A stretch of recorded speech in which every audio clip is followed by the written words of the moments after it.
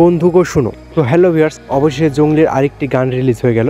গানটির নাম বন্ধু গো শুনো। তো গানটি গেয়েছেন ইমরান, প্রিন্স মাহমুদ এবং কোনা। গানটি মোটামুটি ভালোই লাগলো আমার কাছে।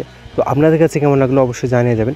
আর এই জঙ্গলি মুভির এই গানটির মাধ্যমে অনেকটা রোম্যান্স দেখানো হয়েছে বুবলির সাথে শ্যাম আহমেদের, যেগুলো লিটারালি শ্যাম আহমেদকে অনেকটা জোশ লাগছিল দেখতে।